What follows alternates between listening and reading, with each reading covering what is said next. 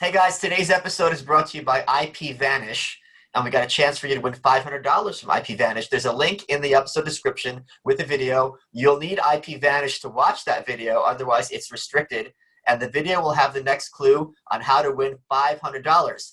Let's start the show. Fill her up. You're listening to the Gas Digital Network.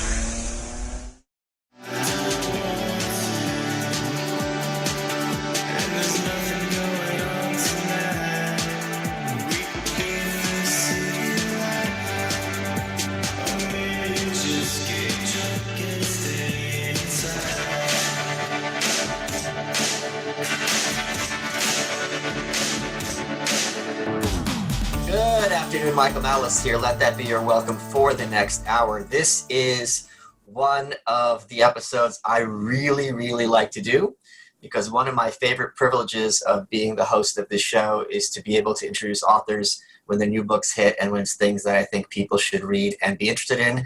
Today's guest is someone else that people are going to love, Chris DeRose. He's a historian. People love the historian guest. And his book, The Fighting Bunch, is out today. It's about the Battle of Athens from 1946, I believe. And what's amazing about this, you were telling me about it, and I specifically told you, don't tell me anymore, because this is one of those stories that's so nuts and so convoluted that I had to wonder, because there's a lot of these, how is this not more common knowledge? As an example, I'm writing right now about a contemporary of this incident, Henry Wallace, who's someone I'm sure you're quite familiar with, who no one knows about, but the story of Henry Wallace and how close we came to having basically a Stalinist president. And you would think the right-wingers would be talking about it constantly. They don't bring it up ever. It's just fascinating. So this story, but you've also written some other books. You've written, I want to get the titles exactly right. You've written Founding Rivals about Madison and Monroe, your first book. A book about Congressman Lincoln, America's favorite dictator while he was in the U.S. Congress. And what was your last one before this one? I wrote a book called The President's War, which is about the 5 former presidents who lived to see the Civil War. So this unique event where we had 5 presidents running around during our Civil War, and nobody ever stopped to ask what they were doing or what they thought about things. What do you think about James Buchanan? Is it true? I don't know. I can tell you I've been through his letters. He had one woman that he was engaged to. And from what we know, I think his gossip and rumor mongers split them apart, and he tried to win her back, and it looks like she actually passed away before he could successfully win her back. And there's really, not a ton of evidence one way or another. Yeah, there is. The vice president.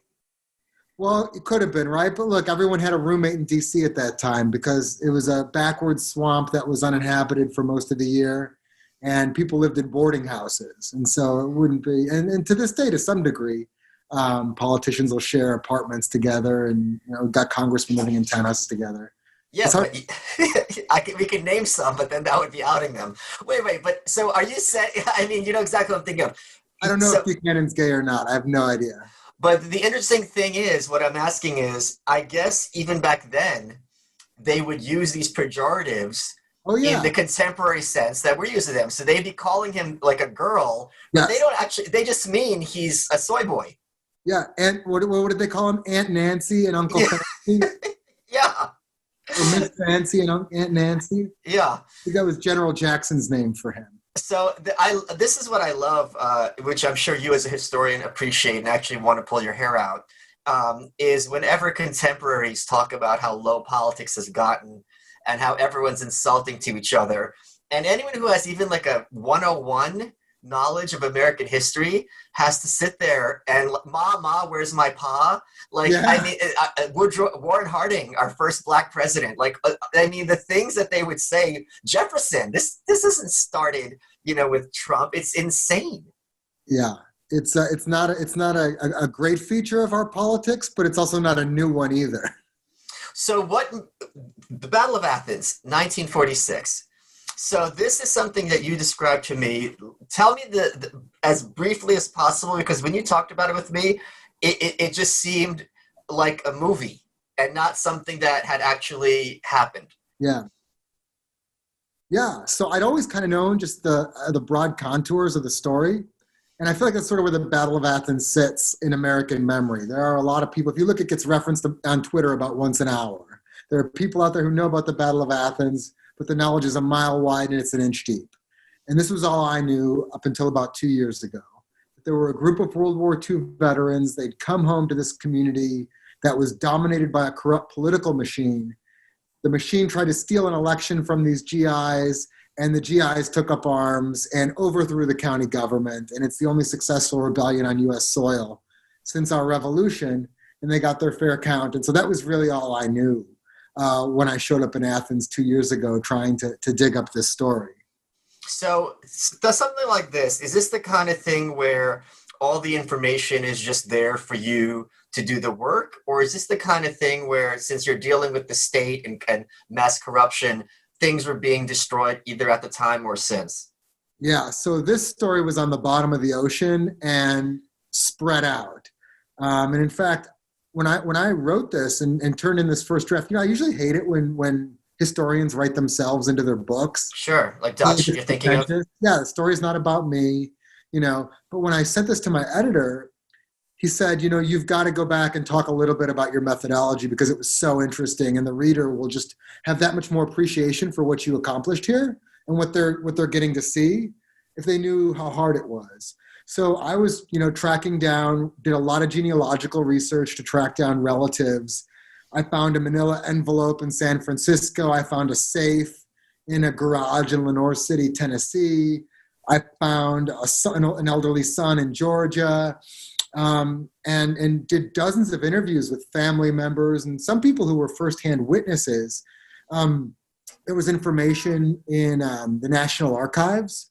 So you had 10 years of voter fraud in the United States that one attorney general called the worst allegations of voter fraud in the history of the country.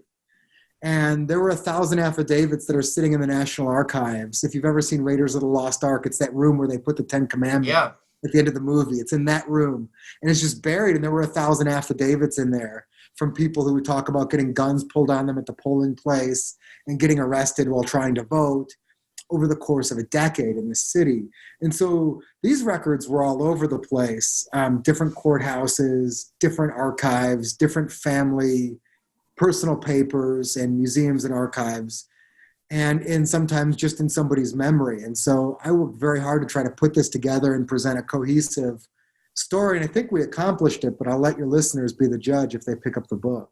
So what made this unique in that it was the only, America has had a history, of course, of the right to bear arms.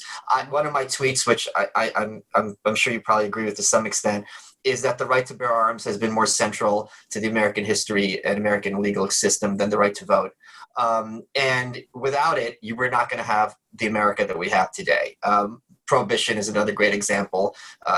Things like this, like so much making it not easy for the state to enforce its edicts causes politicians to act differently. Yeah, it's a fundamental constitutional right. And so if you look at the Battle of Athens, and you could point to and say, well, look, there's only one instance in history where the Second Amendment's been used to justify overthrowing a tyrannical regime, but it overlooks the number of times that the Second Amendment, private firearm ownership, has deterred this kind of behavior. So for 10 years, and, in fact, the Knoxville Journal editorial page, I think in 1944, said the only reason there hasn't been a shootout in McMinn County is that the people who are being oppressed haven't adopted the tactics of their oppressors yet.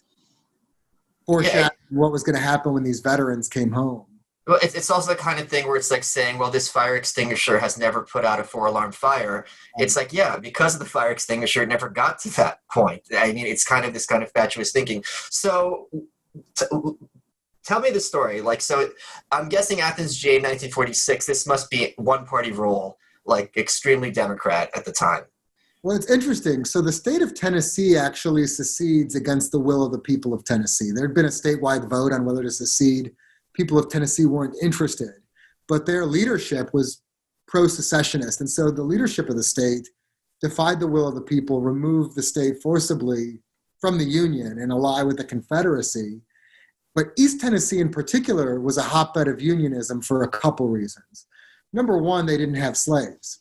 So why are we going to upend the economy, upend our lives, go fight and die? We don't even have this economic interest that the rest of the South is rising up in anger over. And so it was a lack of slavery, but also I think just generally speaking, they're sent to, they traded with the North. It's a state near the border. And so Eastern Tennessee, particularly McMinn County, was heavily against secession. And so after the Civil War, this was a heavily Republican county. And while Democrats could sometimes win countywide, typically the Republicans dominated in the post-Civil War era. And that changes in 1936. There's a guy named Paul Cantrell. He is the youngest member of the family that owns the bank and owns the utility in town. He'd worked for his father's company. I think you see this a lot in history. You see people from really successful families try to distinguish themselves in politics. I'll never make more money than my dad. I got older brothers. They're going to run the business, but where can I make my mark? Well, that's kind of the founding fathers' ideal in many ways, right? You have these kind of families, this natural aristocracy to some extent. Yeah, and so he was inspired by the New Deal. He's a big fan of Franklin Roosevelt. The Republicans or Democrats, when you have one party control and they go unchallenged, you get corruption. Of course, yeah. So the Republican regime was pretty corrupt. There was a practice in Tennessee that law enforcement members made their money based on how many arrests they could make. So the sheriff would make money almost like running a hotel, like an involuntary hotel. Yeah. How many people he could warehouse, he'd get paid for that.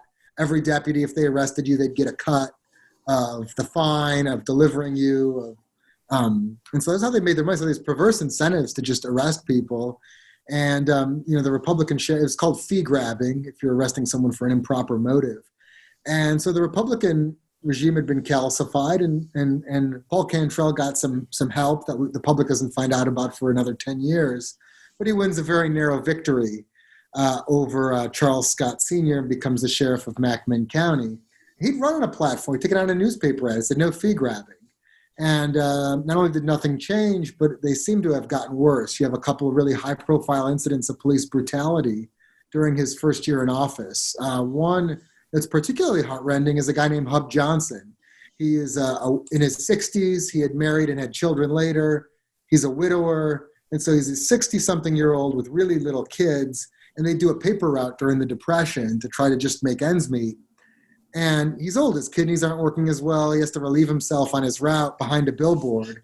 And one of Cantrell's deputies sees him doing this and actually kills him with a blackjack in front of his children. Oh, my God. Okay. And the judge, who was a tool of the machine, and we could talk a little bit more about how this whole machine works together as a statewide network.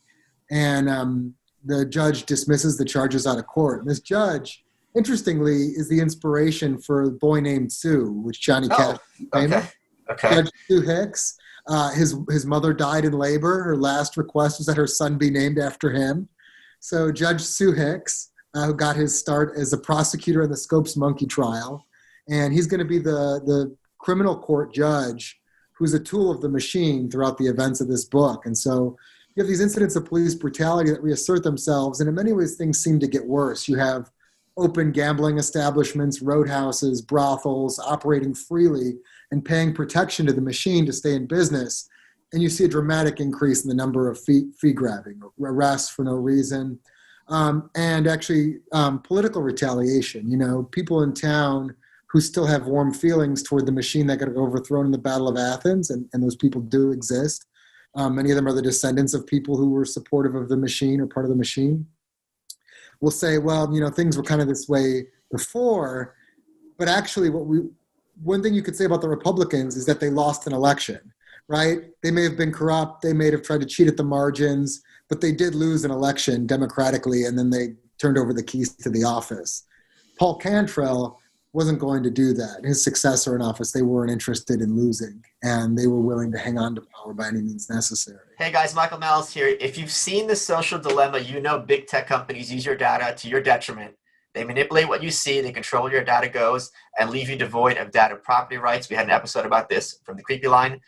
You can't stop YouTube from censoring Ron Paul, but you can take your data and attention away from places like Facebook, Twitter, Reddit, and Google by something called UBDI. If you go to UBDI, or you can download it at the Apple Store or Google Play, it is an anonymous social network where you can talk, learn, and earn with your data. It was built by a fan of the show to solve this social problem by allowing members to share their data across apps like Spotify, all Robinhood and Amazon, all in one anonymous social network. UBDI.com helps you understand and visualize the data these companies store on you as you build a digital asset library only you own and control. You can enter into verified bot-free tribes of people like you. It's like joining a fitness community.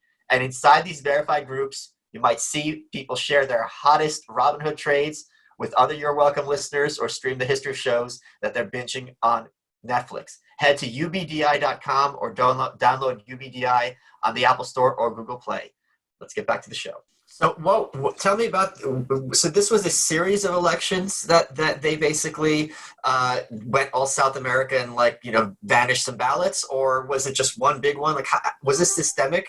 Yeah, it's systemic over the course of a decade. So you have the 36th election where the Democrats come into power, and what we find out about 10 years later, Paul Cantrell basically tells his county clerk, he goes, "You run with me this time," and he goes public and starts airing the dirty laundry of the machine. So he talks about how his father was the polling place officer of election.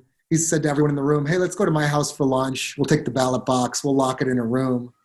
So they lock it in the room. Everyone sees it locked in the room at John Rogers' house for lunch. It's a lunch invitation at the height of the Depression, so no one's going to say no. Then when they're done, they open up the room. Look, there's the ballot box, and they take it back to the polling place. Well, what was revealed is that Clyde Rogers, who was a boy at the time, was hiding in the closet, and he just swapped the ballot boxes. How do we know this? Because Clyde Rogers went on to become the court clerk in 1944. And in 46, Paul Cantrell said, "We're having a falling out. You don't get to run with me this time. You're dismissed." And Clyde Rogers was like, "Well, screw you. I'm going to run against you for sheriff on the Democratic side, and I'm going to take out full-page newspaper ads, and I'm going to tell people what you've been up to." So wait, have you seen these actual contemporary ads where he talks about committing election fraud on behalf of somebody else? He goes, "Ask my father," and ask my father, we'll tell you how we got him into office. And he talked about how he was asked to contribute public funds to the elections. He talked about how, the graft and corruption that went on behind the scenes. It was really a rare look for people inside their government. And of course, the machine retaliates. His father is at the livestock show with like $500 on him to maybe buy a cow. And he gets arrested by the deputies, gets beaten up. They take his $500. He never gets it back. His daughter calls Cantrell's wife and gives her a piece of her mind about, her elderly father at this point getting arrested and beaten up and robbed. And then two machine goons, who are both police officers, run into the drugstore that's run by Bill Murphy, who's the husband of the woman who just told off Cantrell's wife, the son of John Rogers, the brother-in-law of Clyde Rogers. And they shoot him behind the counter of his drugstore. This is right before the 1946 election. And so this is the kind of retaliation or reprisal you would see for people who spoke out against the machine. So in 36, they have that little help, but you don't quite know about it yet. In 38, they shut down a polling place early in the day. And it's the sheriff's deputies that are really running the show.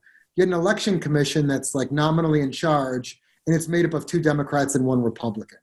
So it's based on the majority registration party in Tennessee, and those were the Democrats. So you have Democrats running the election, and then you have the Democratic sheriff who has all the gunmen working for him. And they would run the election any way they wanted to. And they could always count on state police to come into town. You'd have deputies from neighboring allied sheriffs who would send men in. They would pay people, deputize them for a day, hire men. They always had all the firepower they needed. In 40, they start to get really brazen because you still have a Republican county board. So the Republican county board keeps trying to rein in Cantrell and his deputies.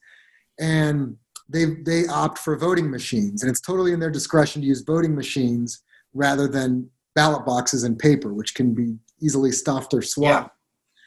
Yeah. And Cantrell and the Election Commission, they just said, we're going to show up they showed up at polling places. They drove people, the operators of the voting machines, they drove them out.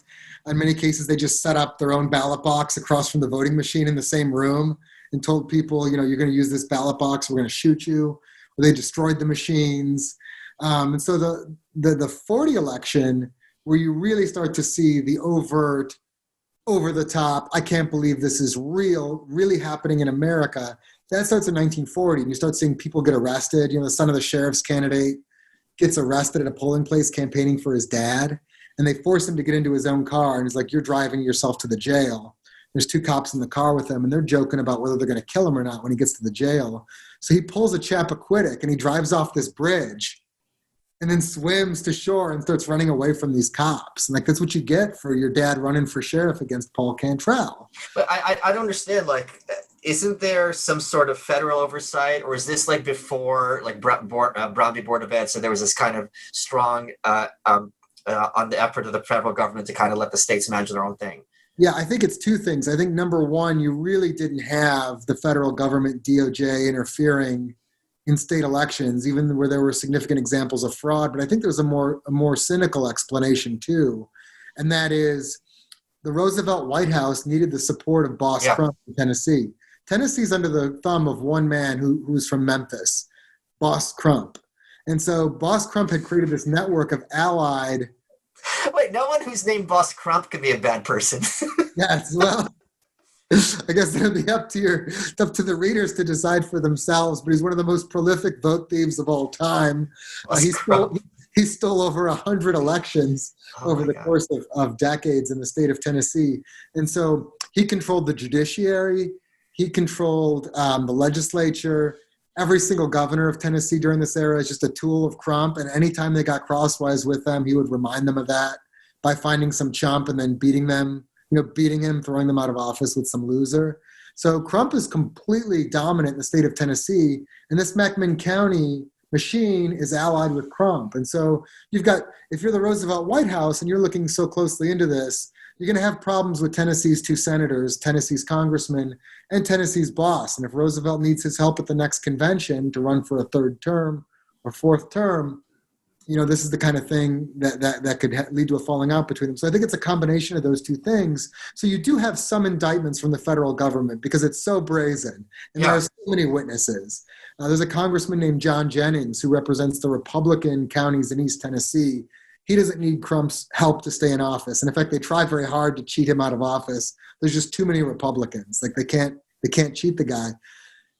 His papers are filled with letters to Hoover, to a succession of attorney generals detailing what's happening in the county. He's got prominent citizens writing to them, which was really a treasure trove of information. I'm the first person ever to request this file from the National Archives, but it's all in there. All these testimonials about what's happening. So the first thing they do is they indict a bunch of low-level thugs. They indict 6 low-level people who shut down a polling place early in 1940 and who beat some people up trying to vote. A couple of deputies. And the judge throws out the charges against 3 people right away on things that really should have gone to a jury. So you've got 3 people left. Jury takes 2 hours to convict these people for voter fraud. Judge sentences them to 1 penny and sends them on their way. Oh, wow. Okay. Or they're dealing with a corrupt judiciary, even when they can get the feds to move. And the DOJ says, we got to do something. Well, serve up some lower level guys and let's pretend like we did something about this. So they don't intervene in any meaningful way. It's really quite maddening to watch one telegram after another go to the attorney general as it's happening and to just have those be ignored. Yeah, I mean, it's kind of shocking. So then what? I mean, walk me through it. Then what? I mean, it sounds like it's obviously we're getting to the point for 1946 where it's open warfare. Yeah. What's going on between 40 and 46? So the first thing to do is, Paul Cantrell has this Republican county board that's a thorn in his side. The legislature passes a bill to eliminate the county board. Oh my God! Wow, okay. County, Tennessee, but it doesn't just eliminate them. So it was 15-2 Republican. Oh wow! Okay. The election. Cantrell, under the new bill, there's 11 seats, and they're all Democrats, and they actually named the office holders in the bill. It was the 1940 election for the county board never happened. So Cantrell's able to get this written into law. And in fact, there's a very serious question about whether it even passed the legislature, but the governor signed it and claimed it did, and the judges upheld the law. So now he completely controls the county. It's called the county court, but it's county board or county commission is what you call it in most places today. So now he has total control of the county, and now they start raising tax rates through the roof. because you can't vote them out of office. Right. You create all these made-up jobs and titles and give them to each other. And that's just the money that they have on the books. So now they've got a printing press. They can't lose the elections. They take all the municipal elections, so there are no more municipal elections left. And every time it's, in Tennessee, you had a right to watch the count. Any citizen could go in and observe the count. But anyone who tried were forced back by gunpoint and physically ejected. Oh, wow. Okay. Was that, by the way, I got to interrupt you. Was this getting any kind of media attention in a broader sense? Yeah, the press really did their job. I mean, the local media would risk getting killed. Like, there was a publisher in a neighboring county who tried to do an expose on the bootleggers, and they found him tied up, set on fire with his own gasoline that he used to clean the ink, the keys, and set on fire. Okay, so this is a place where you could easily lose your life as a journalist. But the regional papers in Chattanooga and Knoxville, there were a lot of newspapers that actually did a very good job of covering corruption. The Nashville Tennessean, which was the flagship paper in the state, did a very good job. But if you think about it, even if the press does their job and they're brave and they expose this corruption and they risk their lives to do it, all they can really do is have an effect on the voters. Yeah, right. And if the voters can't vote these guys out, then, it was great as a historian to have these articles, but it didn't do much good for the people. Hey guys, Michael Malice here. There's a podcast I came across that I think you need to hear. It's called A Neighbor's Choice, and it's hosted by David Gornowski. You can check it out at aneighborschoice.com, or his show channel is youtube.com/David Gornowski, Gornoski. It's been described as an apocalyptic Mr. Rogers for adults. He doesn't tell you what to think. He tells you how to think. And his daily live show exposes politics by tracing its roots back to mythology and ritual. Every show provides the missing link between today's fake news and ancient myth-making. It's like having a secret weapon in your back pocket that makes sense of the gaslighting of the corporate press and why they use victims to gain power. And you could hear him talk to guests like Ron Paul, Peter Schiff, Jeff Deist of the Mises Institute, but he also does deep dives with cultural figures like Jordan Peterson and Scott Adams. So if you go to anneighborschoice.com to learn more, or his YouTube channel is youtube.com/David Gornowski. Let's get back to the show. Okay, so after they basically seize this county board, install their own people, 11 of them. Yeah, and they run, and this is every polling place, every election. There's a ton of armed men. No one's allowed to watch the count. And the ballot boxes would typically be brought back to a building that's controlled by the machine.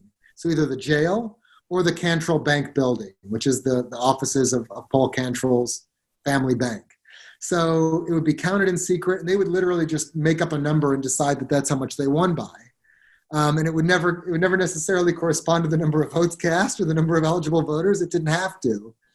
And when there were lawsuits brought, they would find themselves overruled by the Supreme Court of Tennessee if necessary, or lower courts, and forced to pay the attorney's fees. So one of the things to understand, there's a lot of people who talk about, remember the Battle of Athens, or we might do the Battle of Athens again. The cavalry wasn't coming for these guys, and they tried for a decade, and the cavalry was not coming in any way, shape, or form, right? Not from the feds, not from the state AG or state police. In fact, those entities were operating against them. And I think it's really important to consider that context when we talk about what these guys did and why it was justified, but why it's a very difficult and perhaps impossible situation to replicate. Is there this kind of almost like Pablo Escobar sense where the machine is popular with the population and that they're presenting themselves in a certain positive light that is kind of absurd for us to look at, but people bought into? They gotta have some cover story, I would think. They never even bothered. So, oh, wow.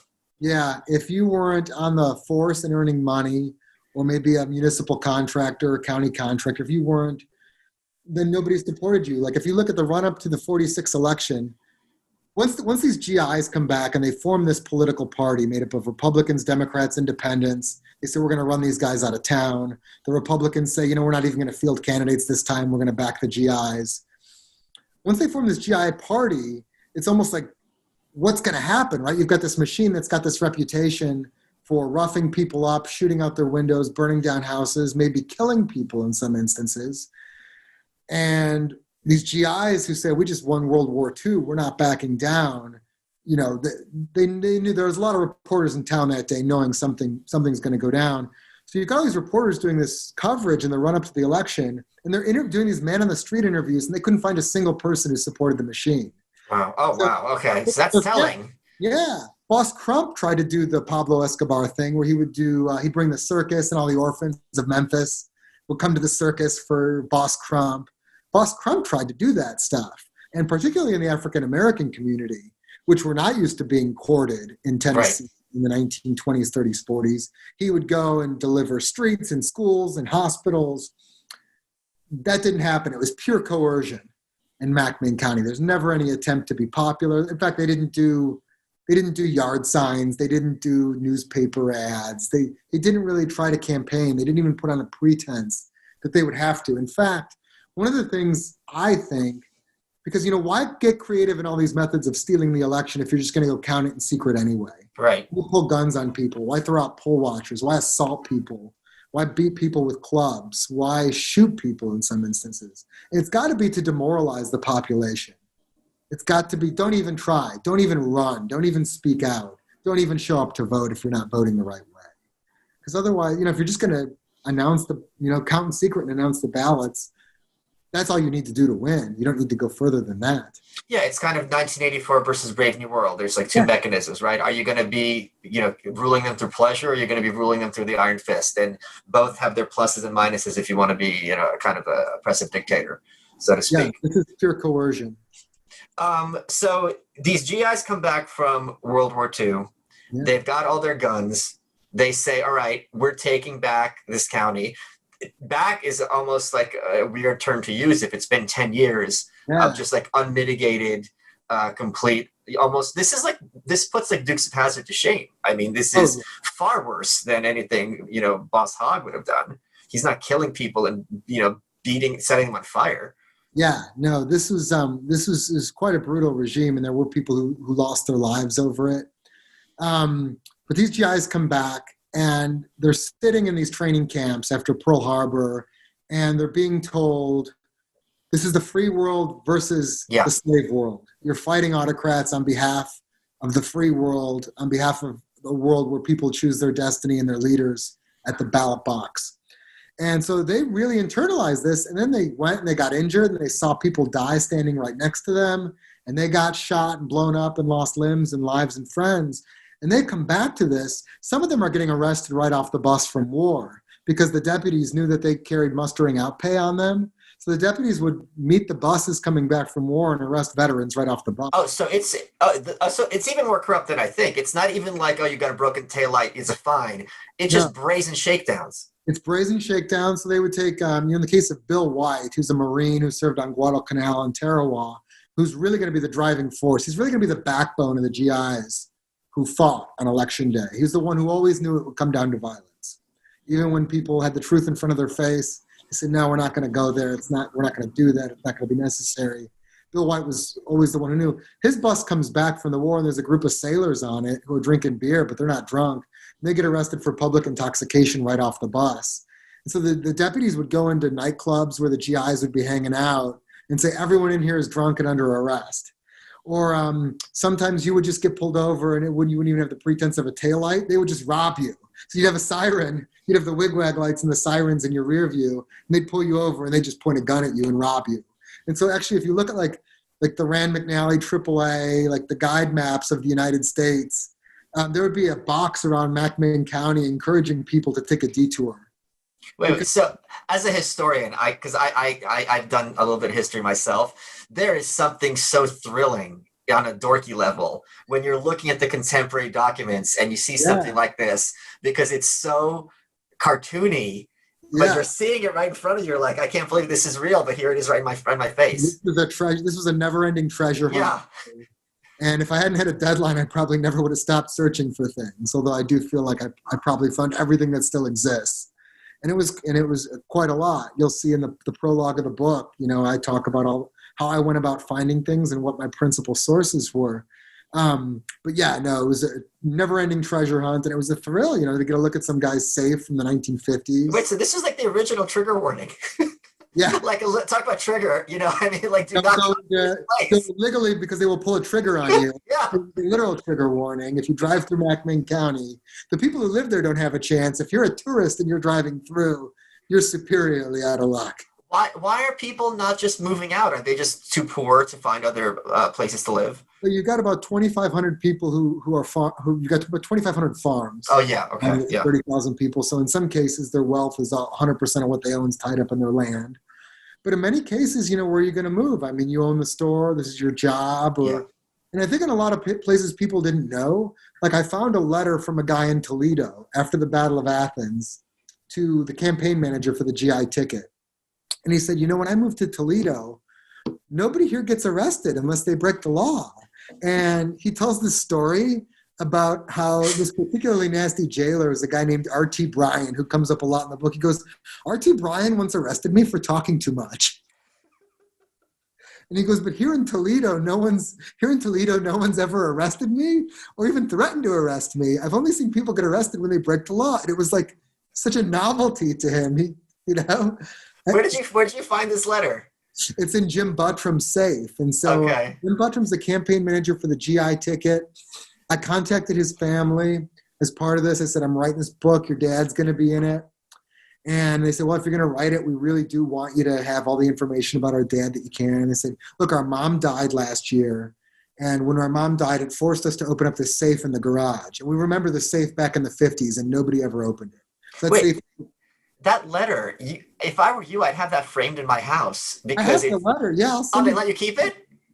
No, I took an image of it. Yeah, but that's the kind of thing where I'd be like, look, let me give you guys $200 so I can have this framed, because that is... They would have let me have it. Of course, that's amazing, Chris. It's their dad's file. And one thing I did take was, and they had a stack of them, which were posters for the GI ticket. Oh, that's awesome. So I do have one of those, and it's a treasured gift. But yeah, I have images of the Peter Salpans letter from Toledo just saying, I can't believe that I've never been arrested all the time I've lived here. So people, I think the oppressed often don't understand that it's not like that everywhere.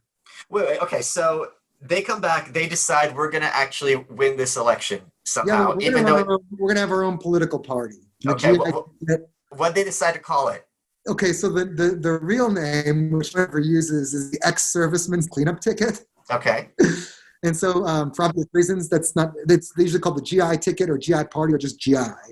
And so they take 3 Democrats and 2 Republicans and 4 World War II veterans, 1 World War I veteran, just to give the ticket some ballast because these guys are all in their early 30s, late 20s. And people who'd had really exemplary war records, people who'd been injured, or people who'd served in some serious theaters of the war like Okinawa and North Africa. And they put together this, and they balance by geography. You've got people from Athens, people from Etowah, people from Englewood, people who are in town, people who are farm. And so they try to present the most balanced possible ticket to anyone who just wants to get the machine out of town. Yeah. Every political issue is secondary to restoring free elections to the town. We'll worry about our differences after we get a democracy again in Athens. And so they plot this in secret. They're talking in code. They're using military code over the phone. Oh, wow. They're meeting in barns. They're meeting in law offices. And then it's like Elizabeth Warren's ancestors. It's the witch talkers. But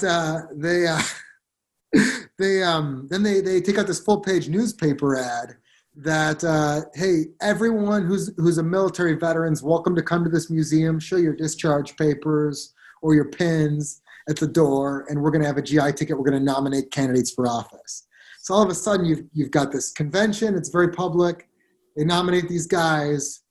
All of a sudden, Cantrell finds out he's got a race on his hands, and he's really got the fight of his life. Wait, I got to ask you, though, how weren't they concerned about getting ballot access? I can't imagine ballot access is always easy. So it wasn't like today where you needed like petitions, like pretty much anyone who wanted to run could run, in part because the ballot could take any form you wanted it to. Like you could write a notepad at home. Okay. Drop that in. Okay. So that was one of the reasons, like there wasn't an official ballot. So okay. But they do try to cheat every way they can. So I'll give you an example. Tennessee at this time requires you to pay a poll tax. in order to vote. And poll taxes are great tools of the machine because they control the mechanism, so they can actually just give a poll tax receipt to anyone who's voting for them, and they can try to stop you from getting one. Right. I never saw you give me $5. I know what you're talking about. Exactly. Yeah. Exactly right. And so actually, the one time Boss Crump ever may have lost a vote in the legislature was to repeal the poll tax. And like just the newspaper support, I mean, it was overwhelming. Like we got our boys fighting and dying overseas for the right to vote, and we shouldn't be charging people for this. And so it actually passes the legislature. Here's how corrupt the state of Tennessee was. The Tennessee Supreme Court ruled that the legislature couldn't repeal its own poll tax. Wait, is there this has got to have race has to play a big factor in this, because historically, no, I would think the poll tax historically has been a very effective technique for disenfranchisement of African Americans. That part's absolutely true, but also poor white people. Oh, and it also was a tool for the machine, right? It was a tool for the bosses to use against average people. So, right, given their druthers, the average person in Tennessee didn't want to have to pay money to vote. Right, of course, yeah. And what's the point anyway? Why am I wasting my money when it's not going to have any impact on the election? Right. So they repeal it, but then the Tennessee Supreme Court says you can't repeal your own law as a legislature. What was the reasoning? Well, it's interesting. I've been a lawyer for 13 years. Yeah. I always wanted to read a decision that was obviously fixed. Yeah, right, yeah. The mental gymnastics. So what's interesting is the Tennessee Constitution actually requires there to be a poll tax, but it doesn't get more specific than that. Okay. So the organic legislation needs to come from the legislature to say what's the price of the poll tax going to be, who's going to collect it, who's going to administer it. Without that constitutional requirement can't be met. Right. And so the legislature should have been free to repeal their own poll tax, even if the Constitution required it, because the Constitution is no more specific than that, right? But it's the 3-2 decision, and the deciding vote was from a justice who had just gotten elected and who referred to Boss Crump as our leader. There's no pretense that they're doing this fairly or honestly. Like it is credit for honesty. This takes me back to when I was writing my North Korea book. I know you're married. Is this the kind of thing where your wife is just rolling her eyes because every day you're finding these new nuggets and they're so hilarious, and after a certain point she's like, okay, Chris, I get it, but there's just so much there. It's almost amazing how open it is. Yeah, you got to tell somebody. This is why I love having the book ready to go so I can come on and talk to you about it. But otherwise, this is a solitary job, writing books. Right. And you often just have the person you live with to but share. It's also shocking how you're not reading between lines, right? It's just over the top. It's just like, how is this happening? Yeah, they took it. So that's why I think Boss Crump may have even given his legislators a pass to pass the poll tax repeal because he knew he would win in the Supreme Court. Right. Okay. I'm not even sure he lost that vote, but that's the only one he potentially lost. So, but veterans were exempt if they'd rendered 30 days service in the previous year in 1945, and that was most of these GIs. And there was a special book where you'd have to go present your credentials or your military papers, and they'd give you the poll tax receipt. And that book was always floating around the county. They claimed there was one copy of the book. They'd show up at the courthouse. They'd say, well, it's in Etowah. Then they'd drive to Etowah, and there'd be no trace of the poll tax book. And then, Jim Buttram's making it public, and he's writing letters and publishing them. They say, okay, here's the poll tax book. Come and sign up. And then what people would find was the deputy would write out the poll tax receipt for your veteran service, and then they'd erase it and rewrite it. And erasing it and rewriting it made it subject to challenge. So what you'll see on election days, you'll see people getting their poll tax receipt challenged by the very official who issued it to them. Oh, wow. Okay, and this is but also, remember, GIs continue to get arrested at a regular clip throughout the election. If they arrested you, they take your poll tax receipt off of you. Okay, of course, so one guy gets arrested, and he's actually carrying a bunch for a bunch of other guys. They steal a bunch of his poll tax receipts. He goes and tells the leadership of the GI ticket. They put him on the radio. And the public's horrified. This guy gets arrested again, this time with his dad. And he's forced to sign a recantation in front of 4 carloads of deputies, a judge, the mayor of Athens, and the police chief. All watch him sign the recantation. And they're like, if you don't do this, basically, we're going to kill you. Hostage. He's a hostage. Yeah, him and his dad, yeah. Yeah. We'll kill you if you don't recant this story about how we stole your poll tax receipts. Hey guys, today's episode is brought to you by Sheath Underwear, which I wear every day and love. If you go to sheathunderwear.com, use promo code Malice20, you get 20% off. Why do I like Sheath Underwear? It's got a special dual pouch to keep your man parts separated, keeps them from sticking together. It's really great when you're in warm environments, when you're working out. It's also really great when you're talking to the cops and you want to feel subversive. Don't ever talk to the cops, by the way, without an attorney present. If you go to sheathunderwear.com, use promo code Malice20, you get 20% off. They've got a bunch of different styles. They've got the camo. They've got the ones with like circles on them. They've got just straight black. And it's made by a veteran who had to learn how to deal with the heat in the Middle East. So if you go to sheathunderwear.com, use promo code Malice20, you get 20% off, and you can be in my pants, which is a great place to be. And you'll be telling me thank you, and I'll be saying, let's get back to the show. So the election happens. Yeah. I mean, like, walk me through that. So you have this tension in the GI ticket, right? Right. Where Bill White is basically like, do you think they're going to let you win this election? And people are like, look, we don't want any trouble. They eventually come up with this modified plan, which was hide a gun near your polling place. If they try to force you out of the polling place, go and get your gun and then come back and say, I'm watching the count. That plan completely falls apart by 9 a.m. on election day, when you see that they brought in over 250 and maybe 300 men under arms. Oh, wow. Okay. To win the election. And you just have carloads of people driving into town. You have people coming in on the train, neighboring deputies. You have criminals who were let out of the penitentiary and deputized to provide firepower for the machine at this election. Wow, okay. And from the very beginning, from before, so you got the GI poll watchers, and one of them, Bud Evans, he's a Purple Heart.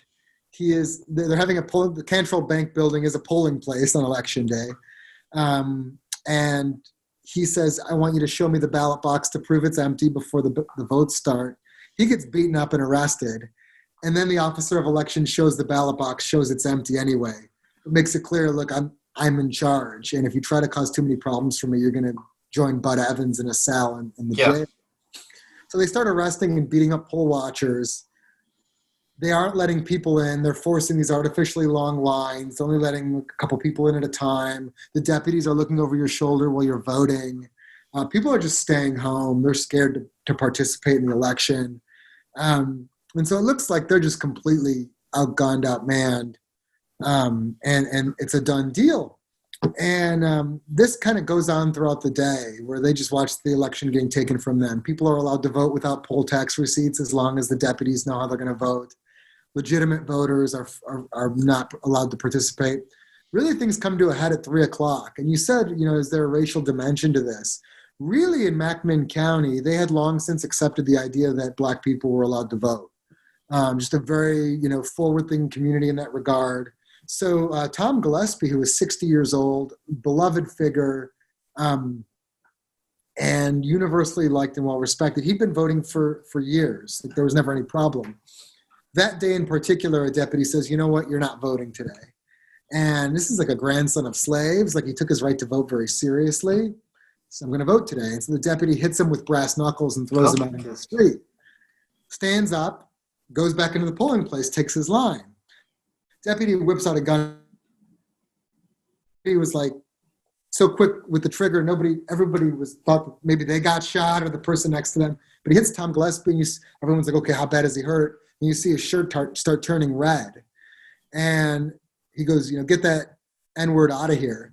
And these deputies remove a bleeding Tom Gillespie from the polling place to the jail to go ask Sheriff Mansfield. So Sheriff Mansfield is taken over for Cantrell. Cantrell had term limits. Yeah. He moved over to the state senate. And he actually became chairman of the county board too. So Pat Mansfield succeeds him as sheriff, but not as boss of the machine. Paul Cantrell's still in charge. And they bring him into Mansfield, and they say, what do you want us to do with this guy? Mansfield goes, take him to the hospital. And Mansfield's in the middle of a radio interview when they bring in a bloody voter. And so he's got these two radio guys from Knoxville who are interviewing him. And I've got their story about how their perspective. They're sitting in here like, how you think it's going today? How's turnout? Yeah. And they bring in a bloody voter and say, what do you want us to do with this guy who got shot? And then Mansfield goes back about the interview like nothing happened. Wow. few minutes later, there's a GI named Bob Harrell. He's been watching out-and-out fraud throughout the day, and finally he objects. And Deputy Minnis Wilburn, who's probably the meanest person that they have on the force, he was a prolific killer. His own mother, when he died, his own mother said, now he's in hell.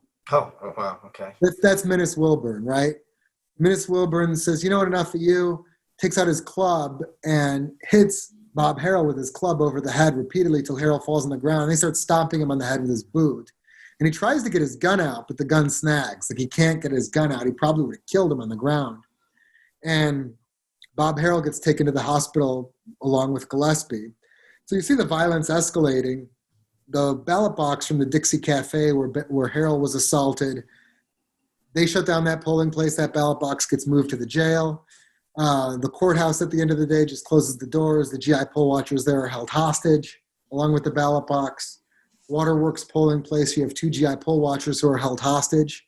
What's kind of funny, they're held hostage under the pretense that that the vote would be considered invalid if they weren't there watching, which is like, right, yeah. It's not invalid if you hold them there at gunpoint and let them look. Like, it seems like a really flimsy pretense, but that's why they were doing it nonetheless. Probably also, too, to stop people from trying to storm the polling place. You know, if they know you've got hostages, right, you're of less course. likely to come back with your guns and try to force your way in to watch the count. And so you have these 2 GI poll watchers who have to escape and almost get killed in the process. It's like, well, we're screwed. And so a bunch of the GIs are floating around. They have a meeting to say, okay, what are we going to do? And the police try to break up the meeting. It's a very ham-fisted attempt. They send 2 deputies in to break up a meeting full of angry GIs who have seen Tom Gillespie get shot, who've seen Bob Harrell get put in the hospital, who've seen 2 of their brothers in arms have to escape from a polling place. There's still a bunch of hostages in the jail and the courthouse. And so these deputies find out what happens when you only go in with 2 of you, try to take on this group of GIs. Then they send 2 more, then they send 3 more. It's like Bruce Lee. Yeah, it doesn't go well for those deputies. And it's like, okay, what are we really going to do about this? You have a very small group of men. You know, none of these guys were cowards. They all served in the Second World War. A lot of them were in combat. A lot of them were in dangerous places. But they all had different appetites for how much they were willing to do that night. Yeah. So it really comes down to it. It's Bill White and about 20 other guys, most of whose names I reveal for the first time in this book, and whose families I was able to get in contact with and interview, and some of whom left letters and affidavits behind about what they did that night. They're the ones who will actually go march on the jail and demand the ballot boxes. And when they're refused, they open fire on the jail. Wow. Okay. So, I mean, is this the kind of thing where it just really kind of kept escalating, or did this get nipped in the bud pretty quick? No, it keeps escalating. So once you get to the firefight goes on for 6 hours. Okay. Oh, wow. That's no joke. Yeah, it's no joke. And so you've got men reloading. You've got people going out searching for more ammo as they're running low. You got shooting from the jail. You got shooting from the principal GI position is an embankment, about a 13-foot hill. Is it still there? Have you seen it? Still there. I've been there. Wow. Every time I've been in Athens, I always go out there at night, and I look at their vantage point across. Yeah. The where the jail stood is now the parking lot for an insurance agency. Okay. You can still go out to the embankment and look out, and you can have the GI vantage point where they would have been looking. And at that time, there would have been more trees, bushes, vines. So they knew how to conceal themselves and shoot from a defensive position. Yeah. And so none of them got killed. Some of them got hit with buckshot but none of the GIs really get injured that seriously because they know how to shoot without getting hit. But yeah, they go and march on this embankment, which is basically the backyard of a boarding house. And then they keep moving and taking on better and better positions throughout the night. You get the people on the embankment.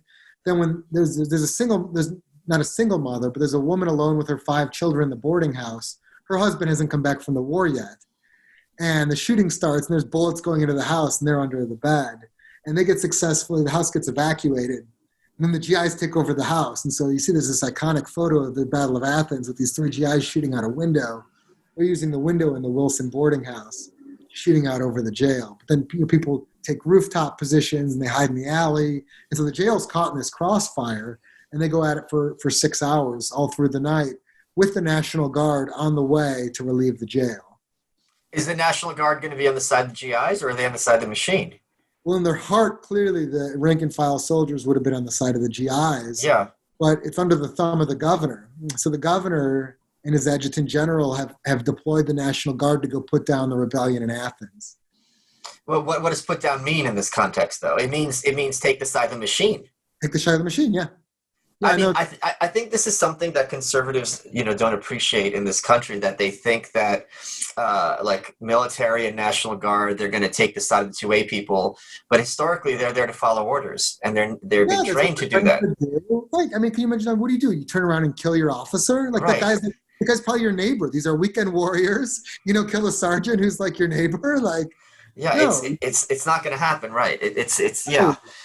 So no, the GIs, the group I call the Fighting Bunch, or that Bill White called the Fighting Bunch, the people who actually do the shooting on the jail that night. It's only about 20 guys. They were prepared to fight the National Guard if the National Guard came to town.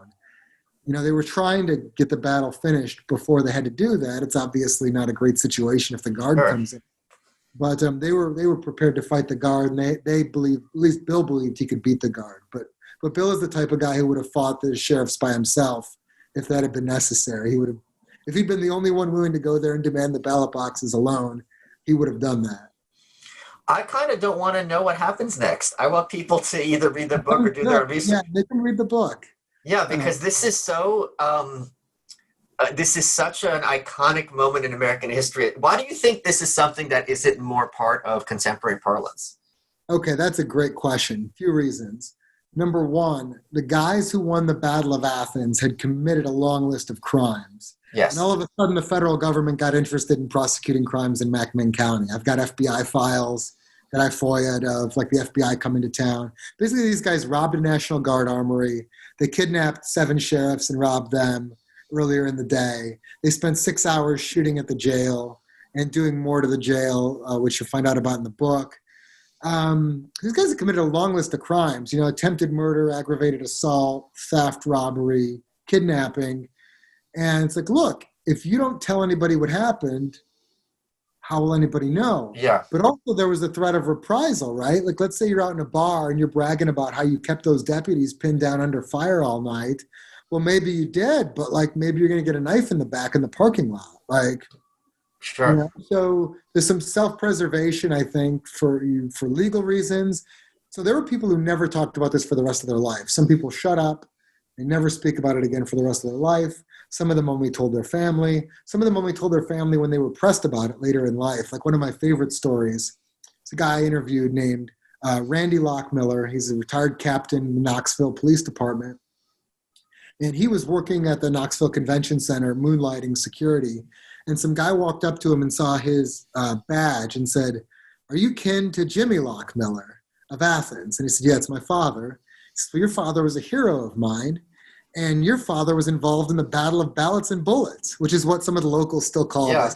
They call the Battle of Athens the Battle of Ballots and Bullets. So he calls up his dad, his elderly father, and says, "Dad, what's this about the Battle of Ballots and Bullets?" He says there's this pause on the phone.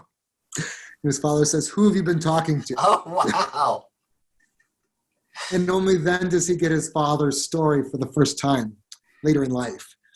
And so, but also, this community had to move forward. And I think that's actually one of the great lessons of the book, that, we can't keep this up as Americans. This is exhausting, being this divided and being this polarized all the time. And we're going to have an election. Elections are great release valves. Sure. For getting these tensions out of society. We're going to have to figure something out. Well, let me ask you this, because this is a broader subject that you being a Lincoln and Civil War historian, might have some interest in. There's an idea people have, which I think is completely false, that if there is some sort of national secession, that can only come about through a war setting. And my position is the Civil War was not at all an inevitability. Even if it was something that you find admirable or, having a desirable outcomes. What do you think?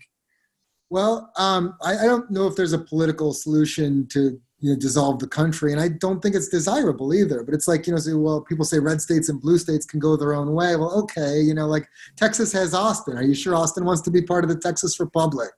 And, California, Donald Trump's going to win more votes in California probably than almost any other state, but he's going to lose by a wide margin. Sure.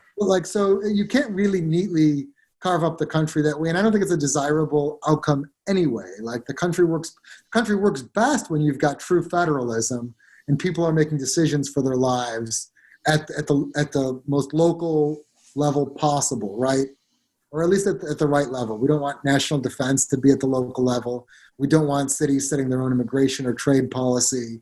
But in terms of the day-to-day things of your life, it's really a testament to the genius of federalism that you can have Nevada and Utah right next to each other with completely different values and cultures, but they're neighbors and they function in the same union together.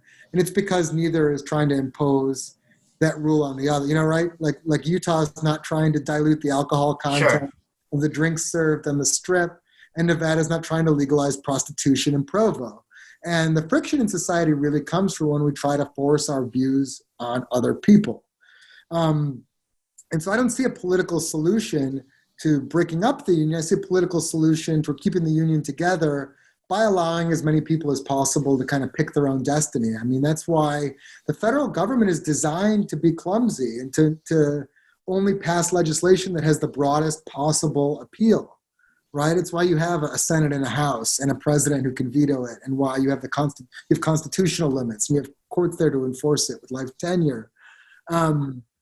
That's all there designed to try to force the maximum level of consensus for anything that gets done in Washington. And so that's really what I'd like to see a return to, is letting people have as much autonomy over their own lives and their own communities as possible, making as many decisions as possible at the local and state level. But historically speaking, is it your view that the Civil War was an inevitability as a war? It's funny. There's a great story about that. So I did an event at President Lincoln's cottage where I had Michael Beschloss interviewing me, which is a great honor. He's a great historian and well-known historian. And I had about an hour to hang out with him beforehand, which was really a great deal for me. And the very first question off the bat was, could the Civil War have been avoided? Yeah. We're chit-chatting for an hour and then bam, one of the hardest questions in history opens up with it. I actually think, dovetailing on my previous remarks, if you wanted to avoid the Civil War, the way you probably would have done it would have been through something like popular sovereignty, where you're letting territories make these decisions for themselves. For Stephen Douglas's idea, that probably could have done it. In my mind, it's easy to support the Republican point of view, which was no expansion of slavery. Slavery is never getting into the territories, but that's going to continue to ratchet up the friction, and that probably will lead to civil war. Like Lincoln does have a chance to avoid the Civil War by allowing slavery into the territories, but number one, it was the wrong thing to do. Number two, he had just been elected on a platform of not allowing slavery to spend, and he'd won an election based off of it.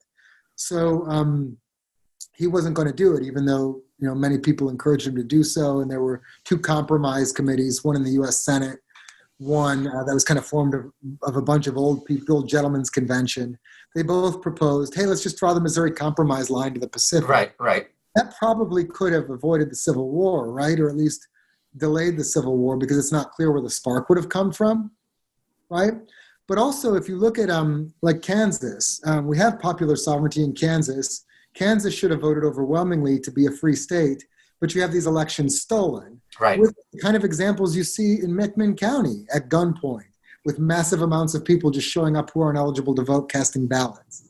Ballot stuffing, ballot box swapping, all the same tactics you'll see in McMinn County. And when you don't have the elections as that release valve, that leads to fighting. I mean, this is how you got John Brown. This is how you got people radicalized in Kansas. It really is an exhibition game for the Civil War. And so it wasn't necessarily inevitable. By the time Lincoln becomes president, it probably is, because the people have voted to prevent slavery from entering the territories, and the South is going to leave, maybe if they get that anyway. I mean, they really are bound and determined. They were so used to getting everything that they'd wanted in the antebellum era. They would get really belligerent. The feds would cave to them in the name of the Union. They were really used to threatening to take their ball and go home and getting whatever they wanted out of it. For the first time, Lincoln says no. So if I can sum up the thesis of your book correctly, is it that democracy is a sham and the good guys are the ones who shoot the cops? No, absolutely not. democracy is the greatest tool ever invented for releasing tensions in society without violence. So for most of human history, you had to decide disputes through violence. And It's not fun. And I want people to read this book and say, okay, this is, you shared my piece in Politico yesterday, and I thank you for it.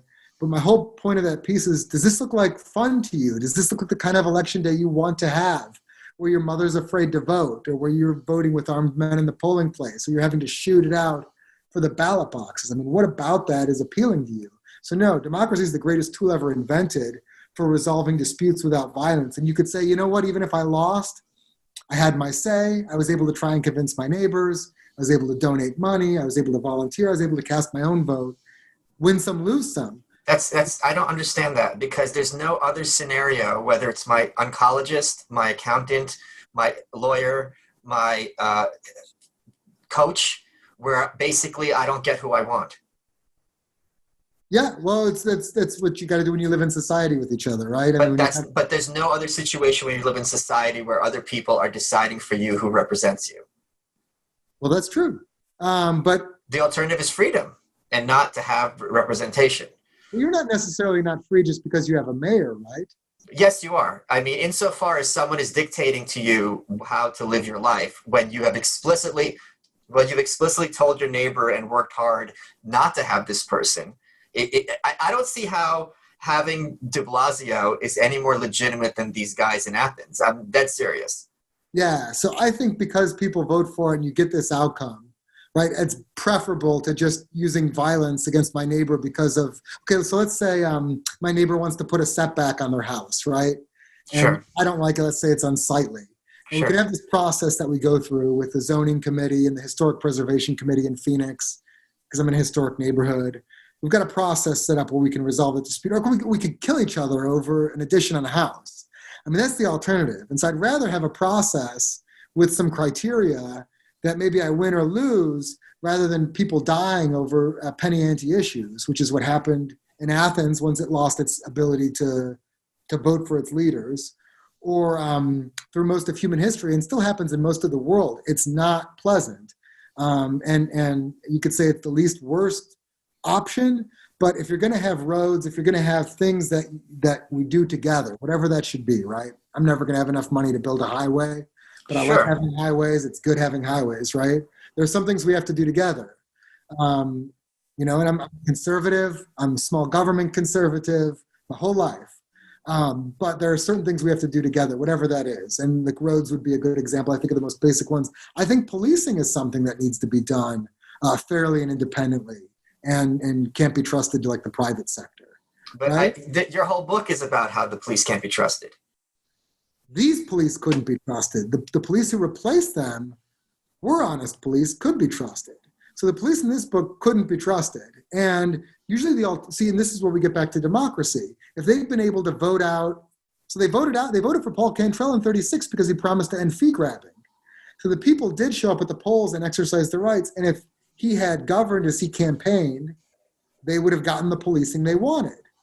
If he had failed to govern as he campaigned, but he didn't engage in stealing elections, they would have replaced him in 1938, and they would have gotten eventually they're going to get the policing they want through that system, rather than having to try to militarily overthrow your police department.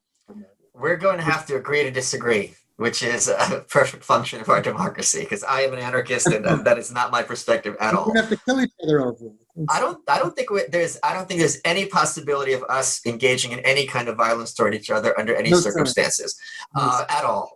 So we're running out of time. What has been your favorite part of this interview? Oh, what has been my favorite part of this interview? How much you engage with the subject. You do interviews and the host isn't like familiar with what you wrote, or hasn't given it a lot of thought. But these were great questions, and I'll come on anytime and talk about anything. This was a great interview. You are welcome.